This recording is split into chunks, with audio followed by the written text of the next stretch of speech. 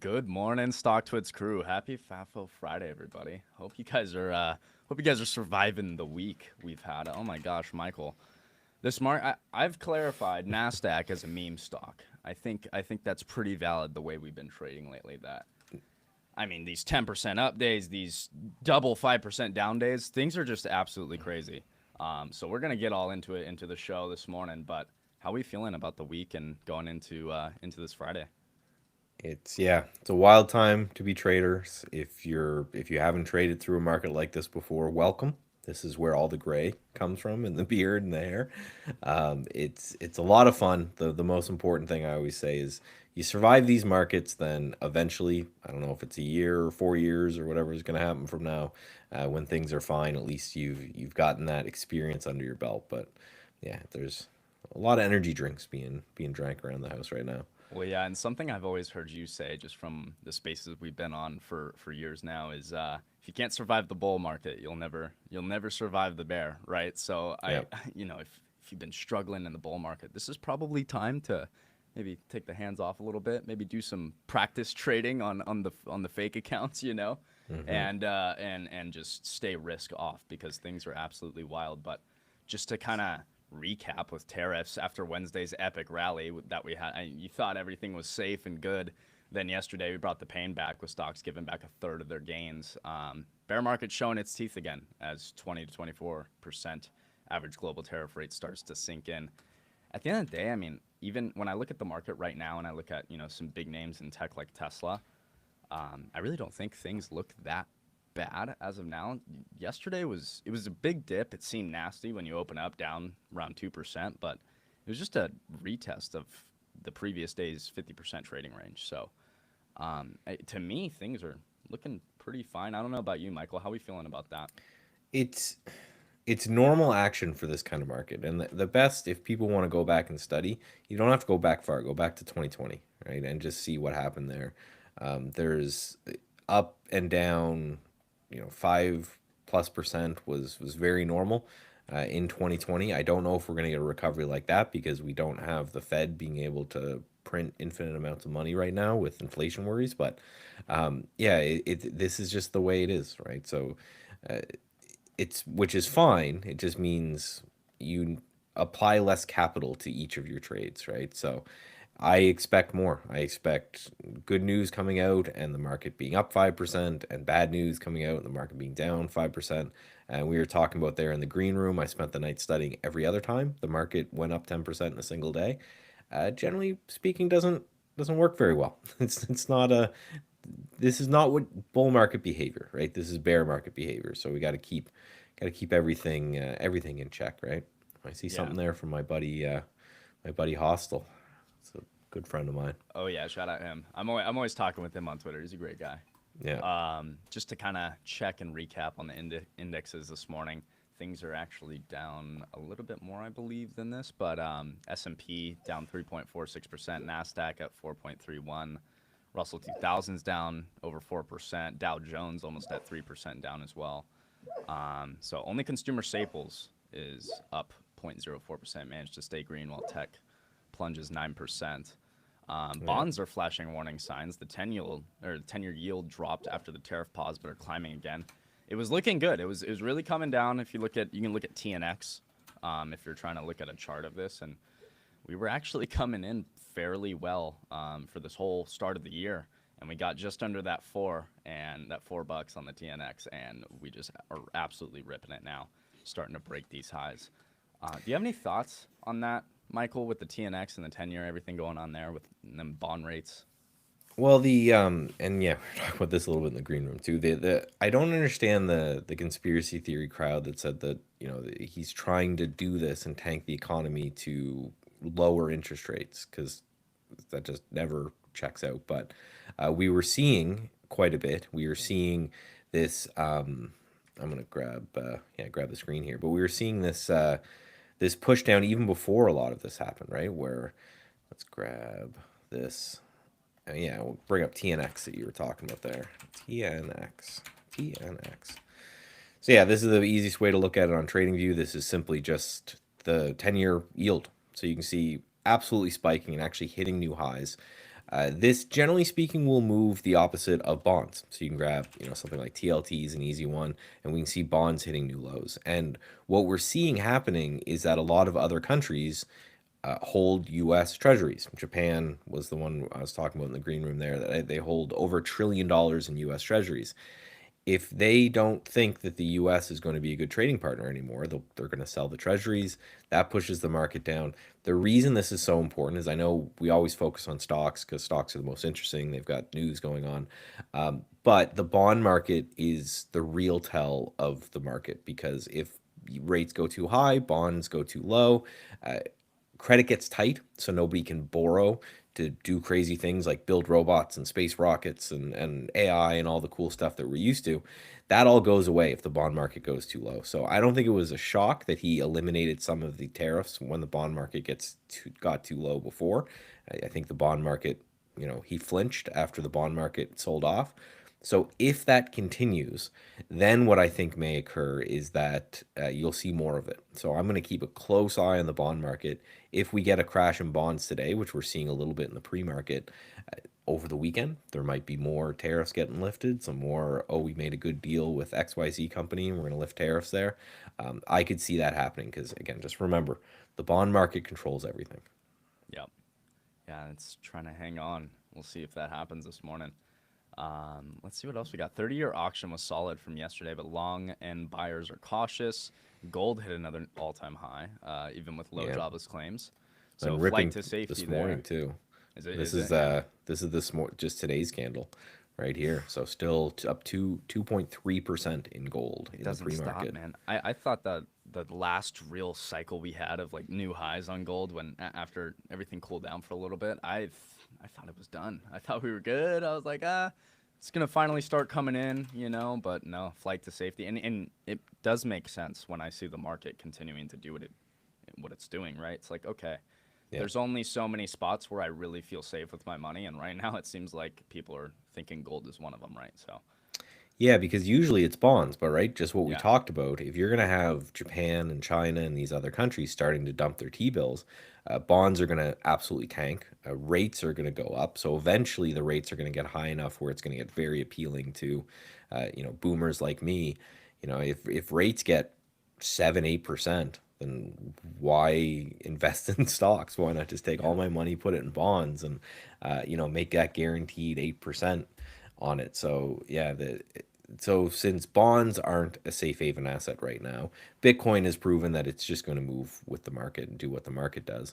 Then the question is, where do you go? And gold is kind of the only option for a lot of people right now. yeah. It's a little disappointing, I will say, to see Bitcoin basically moving like the whole entire market. It's just like, well, that's not Yeah. really what I look for with crypto in that area, right? Let's see. The euro surged along with Swiss francs and yen, classic de-dollarization vibes. According to Bloomberg's Edward Harrison, the U.S. is losing its status as the safe capital destination. Dushi was that Banks George Saravalos warned that China's financial strength makes them a formidable trade war opponent. China's tension ticker high. Fox Business reports that Trump administration is testing the waters on delisting Chinese companies from the U.S. exchanges.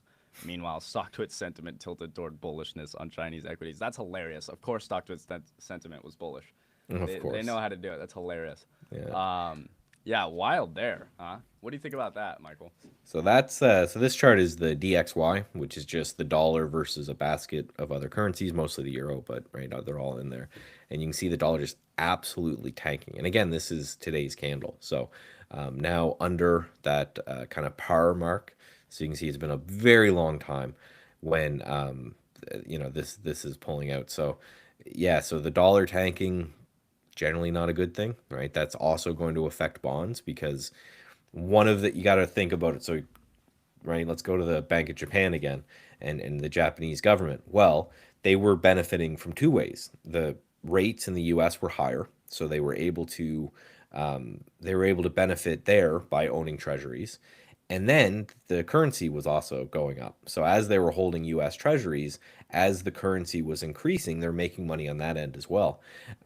These countries aren't making money on either end. And I think what you're going to find is that if a country's not making money on holding your stuff, they're just going to sell it. And that could cause a collapse. So this whole deglobalization thing sounds great until you realize all of your debt is held by other countries, and could be very, very problematic. So this is one of those things where this is just another play on bonds. And if you're not a bond expert, which I'm certainly not, definitely it takes go study some bonds, right? So Yeah, 100%.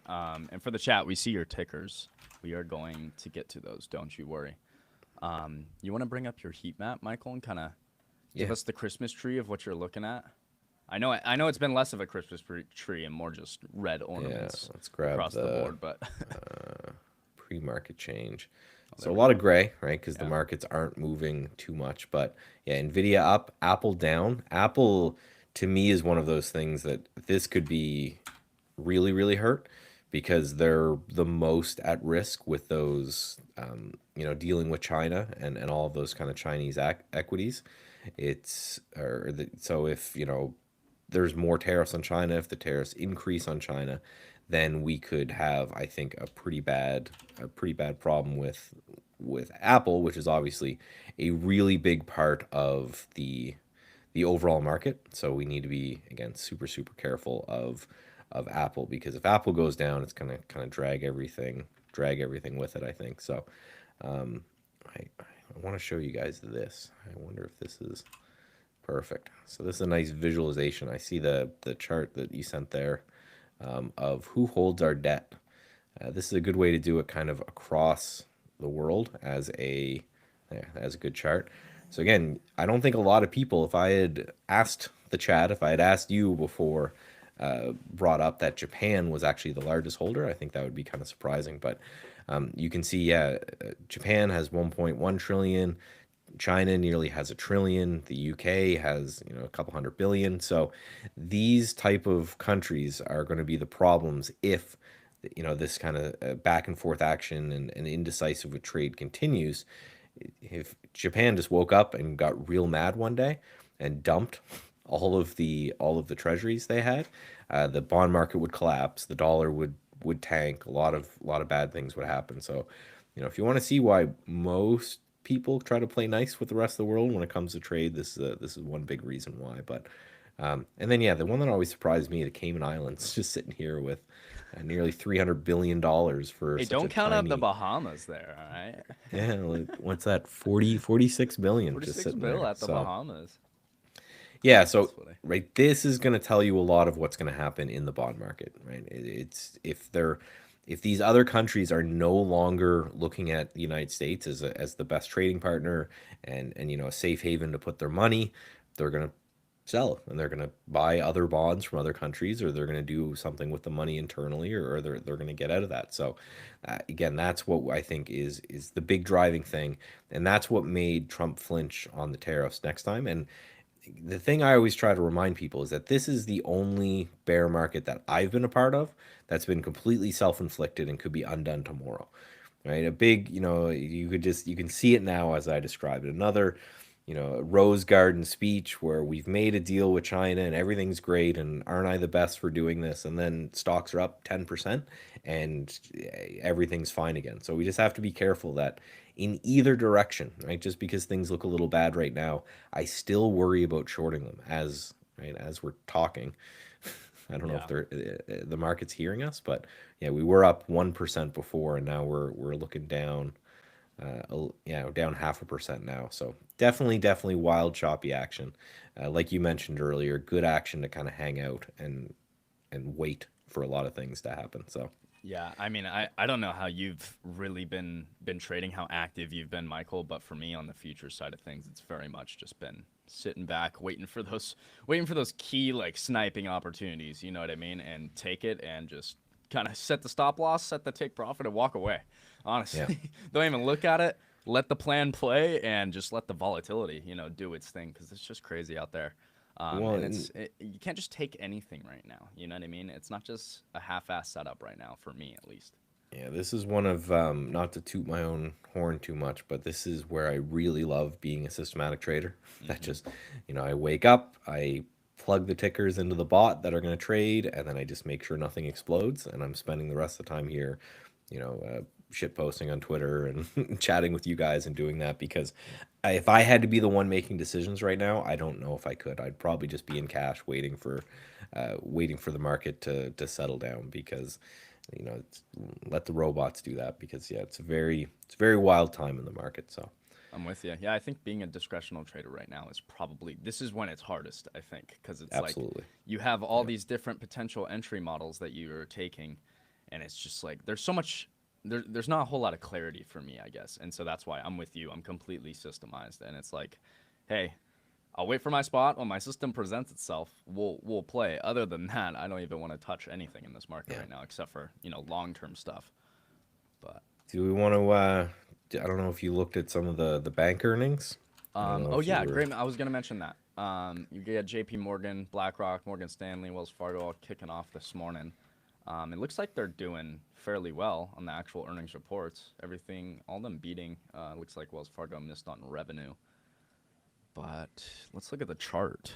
Or do you have it Yeah, up? Let's see. so this is Oh yeah, the you got it up. 30-minute chart. The initial reaction was positive, and then we've just been bleeding. Right? If you take a look at Yeah. the XLF, which is just obviously the all of these banks put together, it's the same thing. Everyone was very happy with JP Morgan because JP Morgan's kind of it's the bellwether, right? It's the best run. They have the best models out there. They just print a whole lot of money. And when that starts to fade, that gets me slightly worried. But initial great reaction to those, and then we've just kind of been bleeding ever since. So, uh, the problem is, and we'll go through some individual tickers, but the thing that people need to know is that when the market is in kind of crash mode like this, everything becomes correlated, and you can see that in the VIX. If you take a look in the VIX, when the VIX is low, you have a lot of stocks that will move based off their own merits and their own ideas. When the VIX is very high, everything becomes correlated, and it's one of those where every stock will just move based off what we're seeing in the overall market. So things get really really tightly correlated, and you could have the best company in the world that's making a lot of money, but if you know like we're seeing with JP Morgan, if the whole market's kind of weighing that down, that's going to become correlated to the market, even though they had good news, right? It's the way it works. Again, you can go back and study all of the crashes and histories. When the VIX gets above around 30, the whole market just becomes one giant kind of entity and blob. So that's why a lot of people, you'll see a lot of pro traders uh, switching just to trade the futures or the S&P 500 or something during these times, because it's not like you won't see days very much where Apple's up and Nvidia's down and Yeah, you're not Palantir's gonna up, get and any more right, benefit, or you're not gonna capitalize any more on trading an individual name necessarily. So,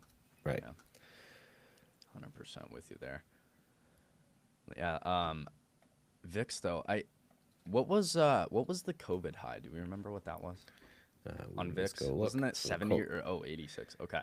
yeah, So we 80. still haven't gotten there, but Michael, I mean, I would heavily argue that the volatility is. I mean, I haven't seen it like this, even though on the actual chart we're not as high as we were in COVID. But I mean, the other day I saw a single 1 minute candle that's 650 points. Yeah, You know what I mean? And yeah. No, it's the just, oh my gosh, I've never seen this. It's wild. I'm not smart enough to know this, but I've heard a lot of people argue that with zero DTE options, the VIX is skewed a little lower now That because makes sense. people, because I think the VIX records the next weekly expiry date, and people, generally speaking, if they're more worried about the market, will be more worried over a shorter period of time. So, they'll take these zero DTEs. You can spend, uh, because of the leverage on them, if you had a long portfolio, and for example, that the tariff liberation day, whatever we're calling it, thing happened, you could just buy zero DTE options that expire the next day in puts and hedge yourself as not for that long, but still hedge yourself a little better. So there could be some of that going on, right? We didn't even get as high as the yen carry unwind, which just kind of fell apart in August. But it's more sustained, right? If you go back and you look over history, this is what the VIX does. This is why a lot of people will trade it. Is you get these volatility spikes, and then it's a mean reverting asset because you have fear, and then people take those hedges off, and even if the market drifts lower, it's these spikes are happening because of fear. So we are definitely up in incredibly high volatility times. We're also not down as much as COVID. I think COVID we were down 35% or something like that. So It's just lasting longer than COVID. It's been like yes, 8 weeks or so, 9 weeks almost, and COVID I yeah, think was 5. So hmm it's just taken longer. But it's funny when I think back to COVID. Obviously, I was like a brand new trader, was just getting started with things. But I think back to it, and it just seems like that whole dip was way longer than 5 weeks. But that's probably just for me being so new at everything, you know what I mean? But when I look back, I'm like, gosh, I felt like it lasted forever. yeah. But Well, and the environment was a little different because then it was very simple. The Fed could just throw the kitchen sink at the economy and fix it. yeah, The problem is that the Fed is having right now is that tariffs are inflationary. So you're putting a 125% inflation on anything imported from China, which is a lot, and then a 10% inflation on everything else. And so the Fed, they've got two mandates. They've got jobs and they've got inflation. They're not supposed to care about the market. So jobs aren't getting cut very much right now. So they don't really have a lot to do from the job standpoint. So they just need to look at inflation and they need to say, okay, as long as we have a risk for inflation, we cannot lower rates. So until you start to see jobs numbers, which is why I don't think this CPI, PPI, like we had a PPI number, I think, today, oh and my nobody gosh, I cared. forgot we even had that, and yeah, I didn't even Yeah. see anything happen. Nobody So, cares. yeah, try to find it on the chart here. Yeah, Um, seriously. and it's like nobody cares because until jobs, it's almost like I think sad enough, the thing that will push the market higher is when people start to lose jobs because then they know the Fed has the runway to start lowering rates and buying bonds and doing things like that, which right now they can't. So if the Fed's not buying bonds and we have the rest of the world selling bonds, we have this rate problem that's a hard time. So Yeah, interesting you want to stuff. take a look at some tickers while we wait for Yeah, I Leah's was going to gonna come in a say, little bit. if you're in the chat, throw all the tickers that you guys want us to look at. We'll check those out. For me, I'm just looking at NQ. I'm kind of split both ways. I would like to see us move higher into those highs we made from overnight, but I think we need to move a slightly lower first. So we're kind of just accumulating, chopping into the open. So I'm just chilling right now. I don't know about you, Michael.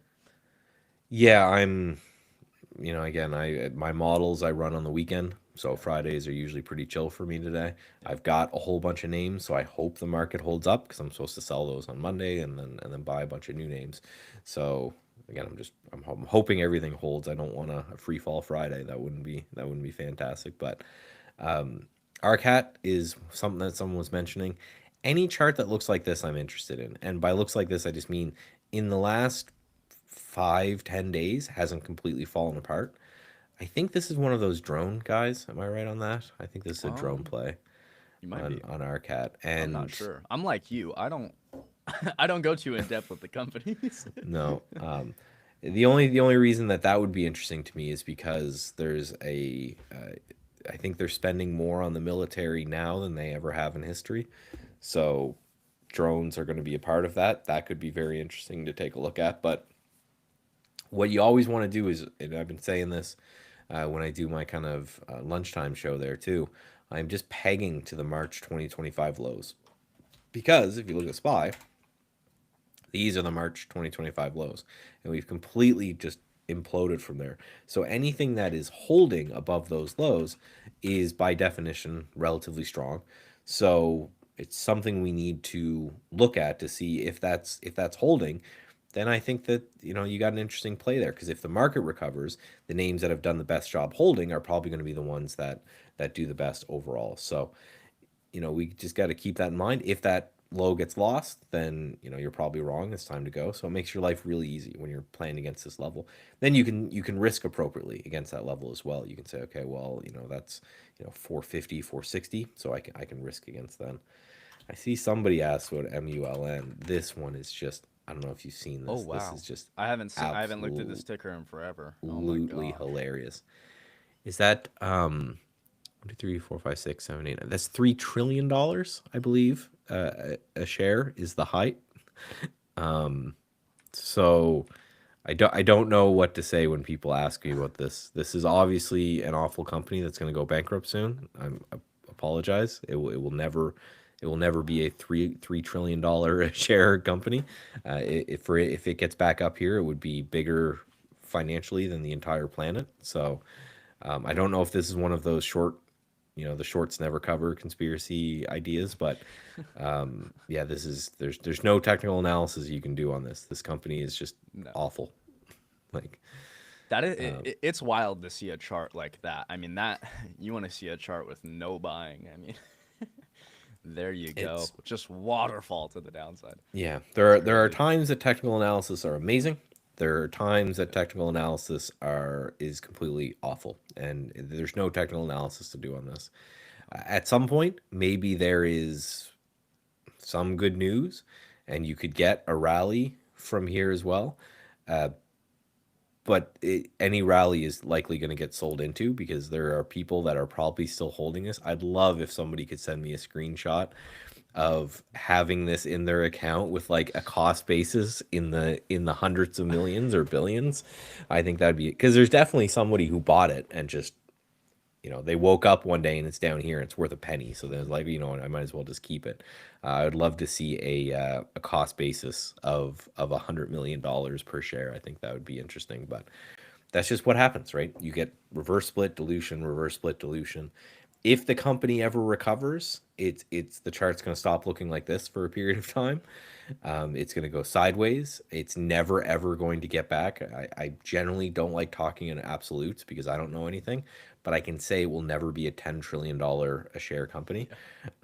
At least in Because our lifetime, right? Like, yeah, maybe okay. I should really preface that. Maybe in like 100,000 years from now, if the company's still around and the world's still around, yes. But this is just awful. And if it's one of those, the naked shorts did this. The naked shorts didn't do this. This is it's just bad. It's a bad company. that's what you see in those Weeble comments, huh? The naked shorts, they're getting us. Oh, there's still people that think AMC is only down because of shorts, like to this date. If you ever want to go crazy, I don't know if you can do it on Stocktwits. I think they deleted the ticker, but you can do it on Twitter. You can search up like $BBBYQ. There are still people, I guarantee you, today tweeting that they're going to get their money back from Bed Bath and Beyond. It's been bankrupt for like 2.5 years. These Just poor people need to move on, man. I They know. need to get on with It's it. every now and then if I have a real bad day trading, I go and I look at them and I go, okay, at least I'm still part of reality. That makes me Yeah, feel a little bit better. yeah. Um, Mbot, Microbot. I've never seen this chart. no, it's holding. So this is one of those companies again. Anytime you scroll out, right, there's $400,000 a share up here, right? At some point, but like I mentioned with Mullen, um, if it's gonna stop going down, it's gonna first have to stop going down, and at least it's doing that, right? I would never look at this thing and say, yes, it's gonna be back up to $100,000 a share, but it stopped going down. And if you look at the kind of short-term chart here, potential little maybe cup and handle style look. So what I would be doing if I was interested in this company is I'd be researching whatever caused this initial spike, and if that's it's a medical technology, so it's likely some sort of drug or something that they're trying to do. Keep an eye on whatever that drug is, and if it breaks this $2 a share, maybe you could take a shot to 3 or 4. That's a double. That's great. But yeah, maybe a little cup and handle. Just know that it has a history of every time it seems like there's some good news that comes out of this company, it goes down 99%. And then there's good news out of the company, it goes down. So you have to be kind of really sure that whatever catalyst caused this is changed, right? That we're not just going to do the same thing, because it's one of those that can always happen. Right? A lot of people probably back here didn't think it could go down another 99%, or back here didn't think it could go right, or all the way right back here they didn't think it could go down 99%, but it can always go down 99%. So just be Yeah. very careful. But so far it's holding. Yeah, interesting one. With those names, when I just see that happening over and over, similar to when we talk about the market, and it's like, look at every dip we've had in history. It's like that's why we're buying, right? And it's the same type of thing. If I look back on the chart and I see every single news event get sold off, I mean that's what I'm looking to do until I really see different. There's that bell. Market is open. We are Um, open. let's Let's take a see. look here. So there's the SPY, right? I always just one exercise I always do is just mark the pre-market highs and lows. I think that's just a good thing to do off the open. You can get a decent idea of what's happening there.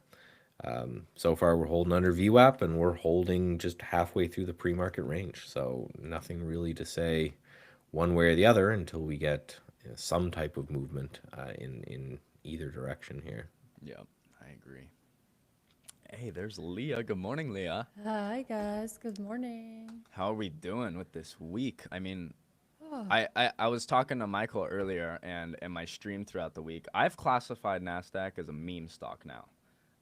it's Do we think ridiculous. that's valid? I mean, Absolutely. I classified the same note for a spy too. It's like, oh my God. The volatility is just making it really not easy to trade because you it have these is. erratic movements, we have low liquidity, and with the increased volatility, that's what's happening.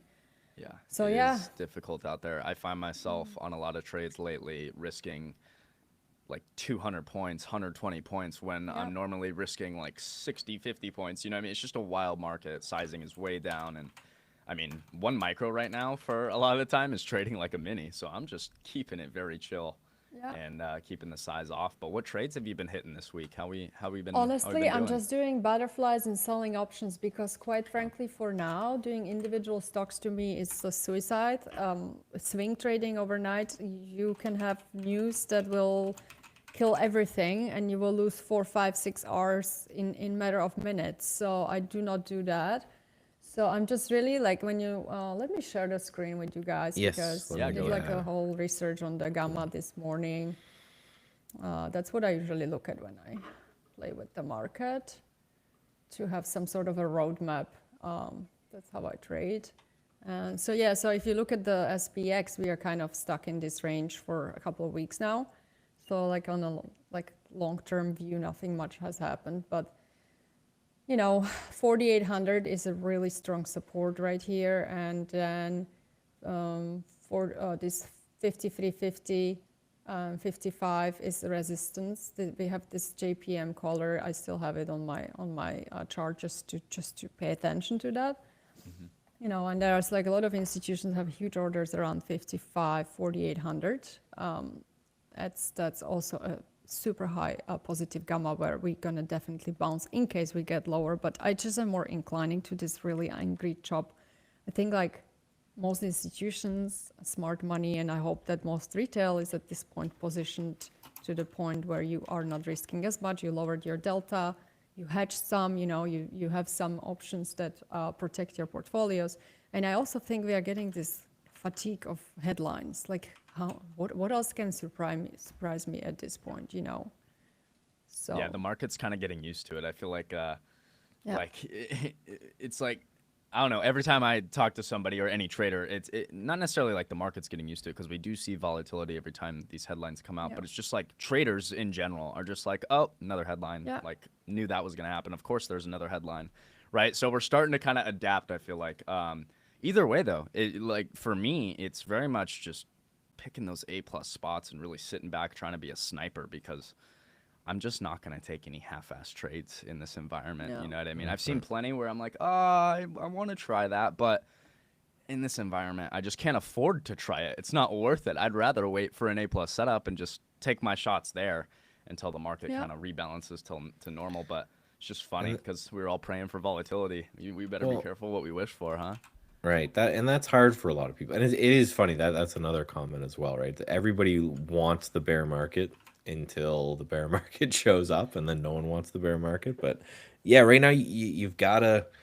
It's all about if you don't have a system like me. Again, I feel blessed to be a systematic trader, a quant that just the robot does it for me. But if you don't have that, you just have to be very, very careful. You just got to be so careful because we're in an environment now that one mistake with position sizing, especially in futures or options or something like that, could completely wipe you out. So you need to survive to kind of be there another day. So, make sure that you have that plan.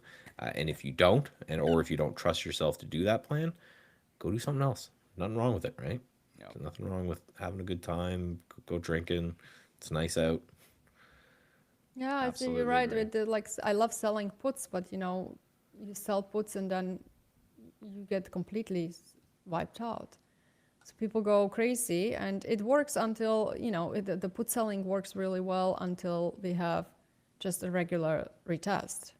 But the moment the market changes mood, we are going to bear market. That is deadly for most people because you're selling them delta 20, but suddenly your puts are 400-500% in loss, and you have this huge amount of money you have to pay for the shares if you get the shares put. So I was telling everyone last week, just make sure you lower the beta of your portfolio, delta hedge, like sell some calls, get some puts. The puts were super expensive last week, but if it helps you to not get killed and not get margin called, it's better to have them.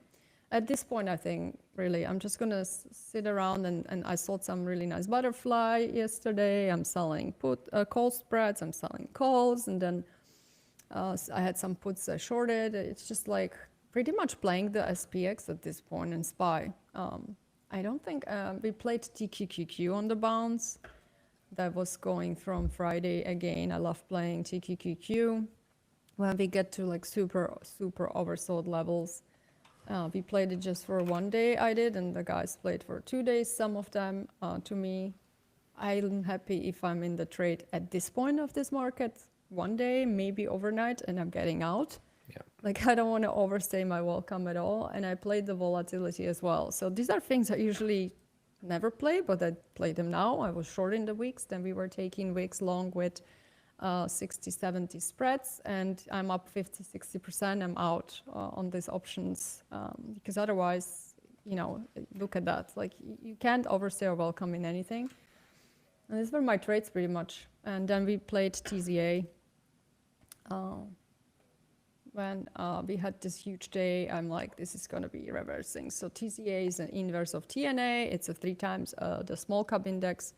Those are also fun to play, but carefully because they are moving super fast. Like being up on those ETFs 7-8% on a day is totally normal. So I love to play them as well as TQQQ when I see that we are extremely oversold and there is a huge probability of a bounce, right? So, or I play like TZA when I know that that we're gonna reverse, and I play reversals usually between 10:30 and 11 a.m. That's the time when we reverse. Sometimes it doesn't work. Like yesterday, I was thinking the TQQQ is going to reverse, but it didn't, right? But the risk to reward there. So here, yesterday, I was really hoping that it will reverse at around the time. It reversed much later in the day when I was already gone. I usually don't sit at my desk around 12. It's like, no, my life is too rich and fun to sit here all day. I'm playing till 11:30, and then goodbye, ciao. I made money. I didn't. I don't care. I go out. I'm with you too. I mean, that's really my favorite time to trade. I love to catch those 10 o'clock reversals, and when we get those days where we get that perfectly, it's generally my trade for the day. And I like to get out. I might hang around on stream for a little bit, but I mean, that's what we have to do as traders, right? It's funny, we all got into trading, wanting to make money and like get away from the 9 to 5, right? But we're all sitting on the charts for 12 hours a day. That's where I need to like say, hey, I made my money. Let's get away and actually do what us traders are supposed to be doing, Yeah.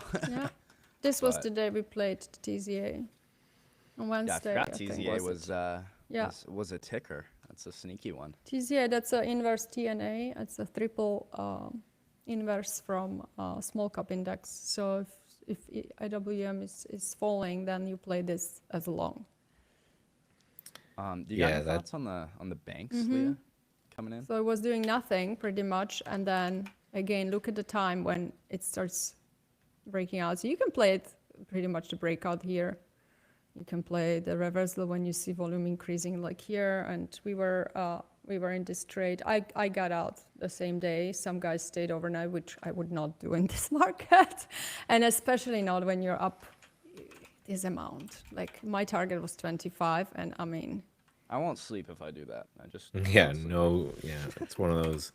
Again, these are the times I'm glad to be systematic, and then I Yeah. can just look at it at the close and whatever win, lose, or draw, just hit the button and get out because Yeah. overstaying No, your honestly, welcome is it problematic. doesn't pay off at this point. Yeah, it's just the market is too crazy, and we are completely news-driven market. I mean, the technicals work, but it's also like, what level is gonna hold this time? You know, like I see Yeah. like things are blowing through levels, like butter slides, knife slides through butter. It's Oh, yeah. really news-driven market, and you know, normally technicals work well, and also you have the option flow and the gammas that work well too. When you have these two things combined, it's a high probability, but in this market, it's really difficult. Yeah, I think you What just are we really have to doing? pick your environments, you know. Not only like the environment we're trading in, how price action is, but also just timing of things, the time of day. That's going to be so important for that in this type of Yeah. environment when using technicals. Bitcoin ripping here, up Yeah, she's 5% holding up, huh? today. I It's noticed Friday. that. Yeah. Bitcoin is always dripping on Friday. She's trying. We came down to It's that almost 73 and a half. I have a fib sitting right at 73 and a half and almost touched it. Didn't quite get there, but Bitcoin is very fast. Honestly, it like is. when people sell their Bitcoin and they're like, oh, I'm going to get back in, I think they're just like really naive because you will have to be up all night to wait for that moment, or you're going to have to really perfect limit order. And I So just I don't always think if you're keep- investing in Bitcoin, that's like what you really want to do, you know? Like I'm sorry?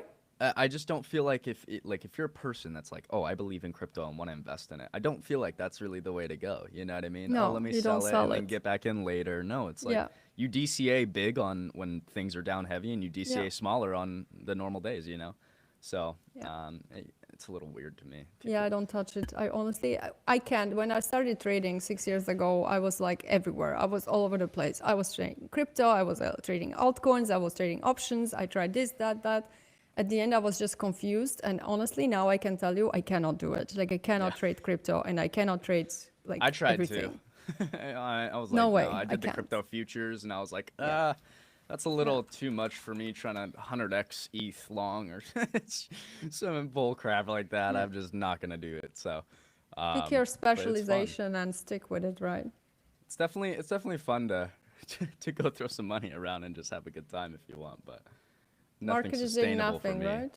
Market's pretty sideways. We're just kind of, we Yeah. dipped down a little bit just to the range lows that we're sitting from overnight and we're just hanging out. So, Honestly, not too guys, much I going think on yet. this will be our next 2 months, and we're gonna end probably around the 53 level. We're gonna chop around here. As I said, if something terrible happens, we have even worse news. I don't know what it could be at this point.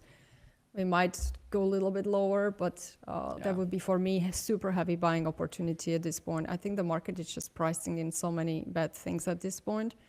And again, like higher, I do not believe we're gonna get about the 200 next couple of months. We would have to have like really good news and maybe fly, but then you have this huge, orders of call spreads. They will be sold, and calls will be sold around those levels. So I don't think. I think this is our destiny for next 2 months. To be honest with I mean, you. it makes sense after the big moves. I don't know. What do you Yeah. think, Michael? Well, I was going to say what's going to be annoying is that again, this is a self-imposed, bear market, right? That's going to be again. I've been calling it. I'm going to continue to call it. You're going to get one tweet one day saying, "Oh, China sent me this gift basket with flowers, so now the Yeah. tariffs are off." That's going to happen on a Saturday or Sunday. Just Yeah. I could almost course. guarantee it, and there's going to Futures be no opened chance up, to just ripping. so it's one of those. If you can't predict when the news is going to happen, then there's no edge there. So it's one of those. Yeah, you're going to just have to react to what happens. But I'm 100% in agreement that we are probably going to be locked within the range of that 10% candle we've got for weeks still, and that's going to frustrate all of the traders out there that don't have patience because.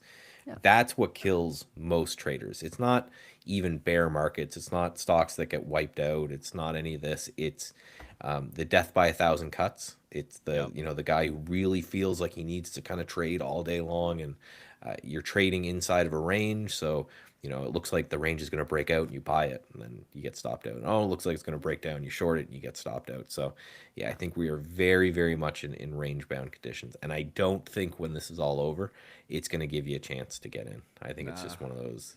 You better have been happen. buying while it was down, or else I did it's gonna buy go out. fast. Me I too. I've been bought buying. I have weekly when- levels that I'm just Yeah. waiting for all of them to get hit. Each time we do, I'm loading more in.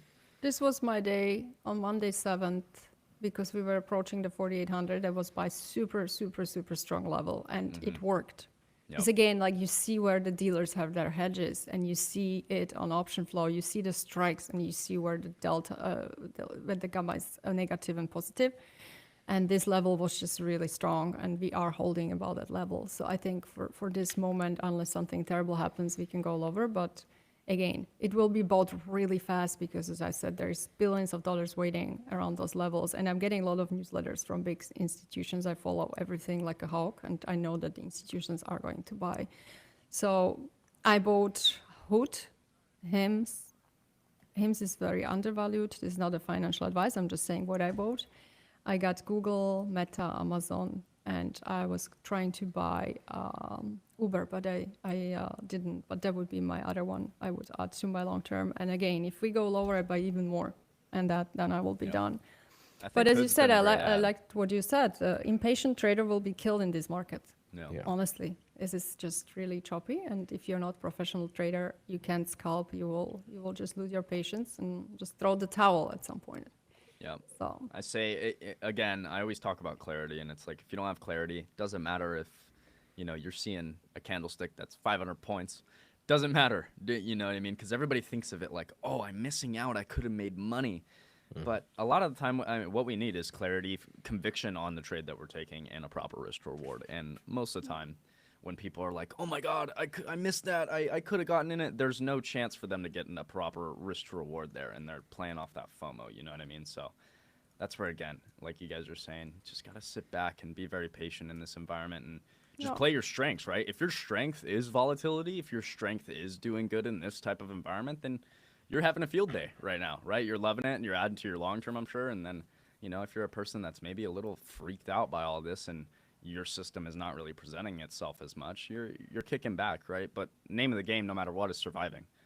And I see a lot of people just blowing accounts and just bad habits over bad habits. And this is not the market to be doing that right now. I also want to talk a little bit about the volatility just for people they want to trade options. So I wrote an article on it early this week or end of last week. So even if the market is, let's say, here, and the VIX is about 45 or 50, we had even about 50 this week, you buy calls.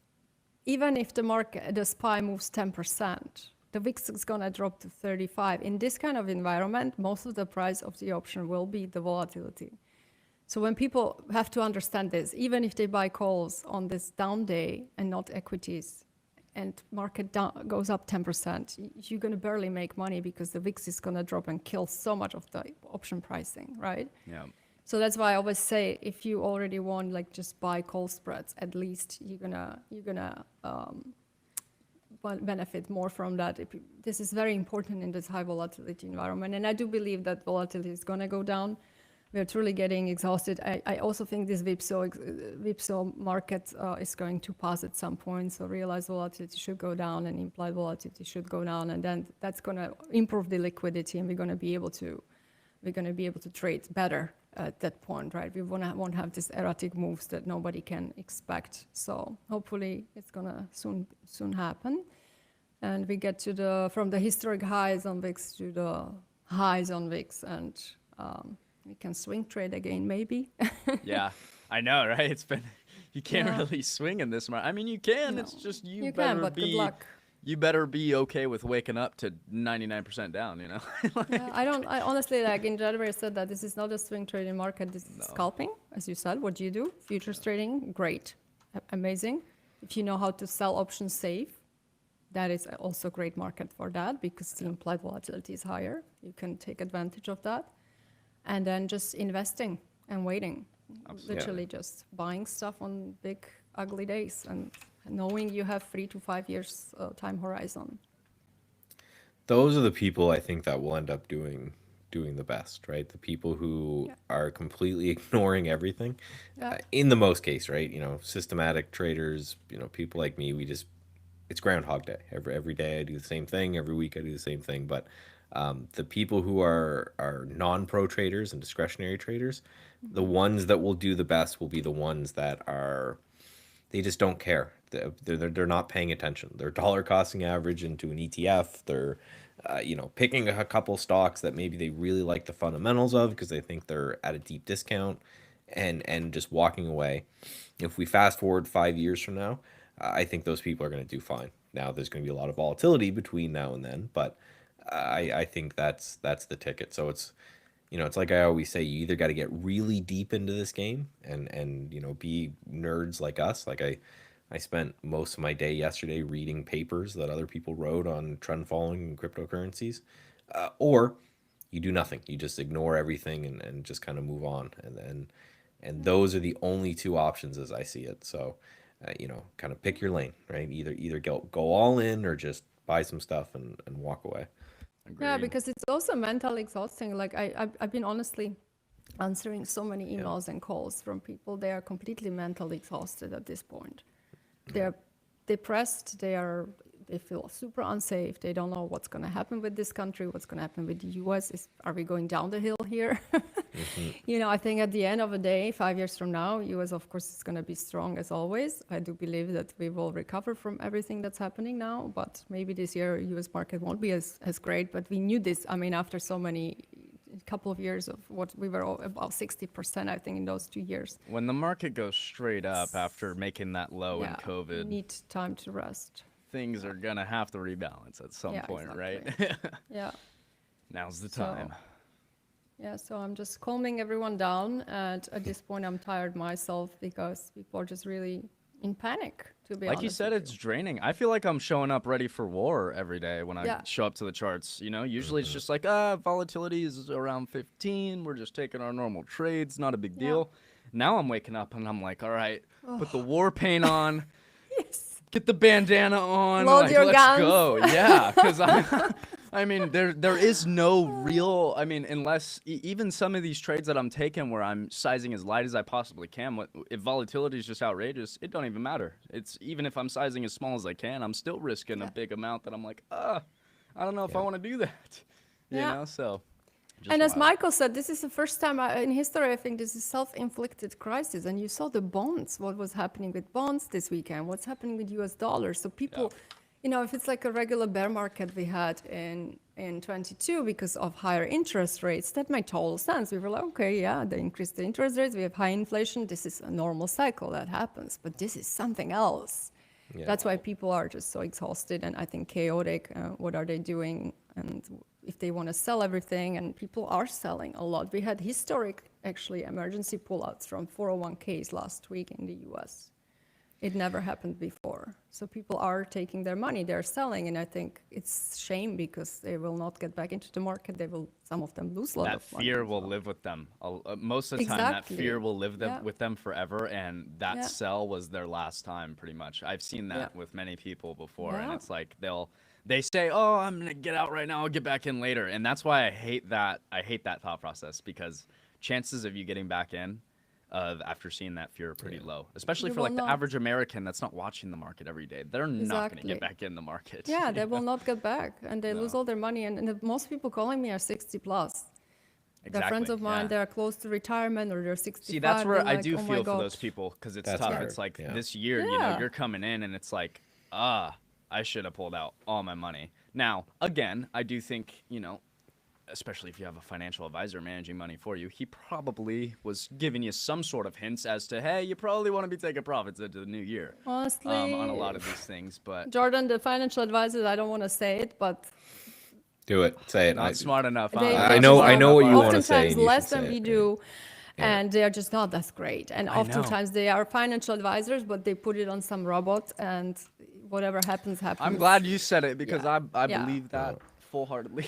My financial advisors always are downperformed. I've been invested with financial advisors for 15 years, and they always downperform. That's why I started trading and managing my money, because they always Absolutely. downperform the market or what I do.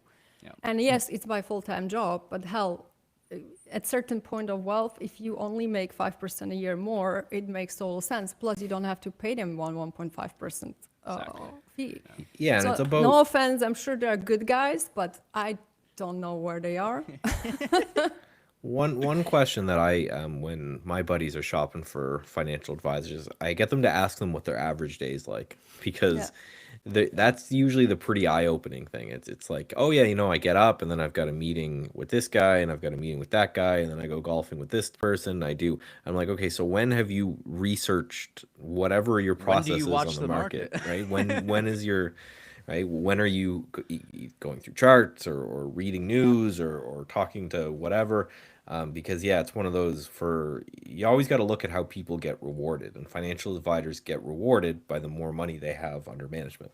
And most of that is just going through. So unless they have somebody on staff and they go, okay, yeah, but we got this quant nerd who's just sitting there running models and tests and whatever, and he's telling us what to do, maybe that would be okay. But yeah, most of these guys are just spending 100% of their time trying to sell to new clients as opposed to trying to make money in the markets, right? And we all know how hard it is to make money in the markets. So unless you're focused on that, you're not adding. And also any value. remember, unless you have like $2-3 million to invest or $5 million, you do not really get a financial advisor that's really hands-on. You get someone who talks to you once a quarter, tells you blah, blah, blah, what you can ask Rock, and they take you whatever, 0.5 or 1%, like most of those E-Trade, Vanguard, you name it, Fidelity. They're not hands-on advisors for small It's things that accounts. if you just put a little effort in yourself, you would Yeah. get it without having It's to not pay for even- someone. yeah, And it's it's not even just- like effort. Throw it into Chat GPT, like you're freaking saying. buy- Yeah. SPY and QQQ, they're gonna buy like this stuff anyways. It's just, yeah, it's all strange to me, honestly. And people think, oh, I have a financial advisor. No, you don't. You have someone who talks to you maybe once in a quarter, who puts Yeah. your money in a robot. So Yeah. you can do it yourself. Agreed. Agreed. Like if you Well, have real guys, money, if you're like high net worth individual and you have $10 million or $5 million, then you get to deals that you invest in VC funds, you invest in private equity, you get into startups that they know, which is the real networking, and then it makes sense, sure. But if you don't want to do that, just do it yourself and buy index funds every month. That's honestly the simplest thing. Couldn't agree more. Well, guys, we're right. gonna get the Friday going on with the rest of the day, but I appreciate you guys coming on as always, Michael, Leah. You guys Thank are awesome. Make you. sure you guys are following these guys on Twitter, and giving some love. And yeah, let's enjoy the day. Let's wrap up the week strong, and hopefully we don't get any crazy news that ruins the market or anything over the weekend. Maybe we get some Bitcoin news or something. I don't know. We'll see. But Yes. everybody enjoy the trading day. Trade safe. Thank please, you. Nice please to see follow you your both. rules. Yeah, nice to see you. And we'll see see you you guys guys. next week. Enjoy the weekend. Right. Bye.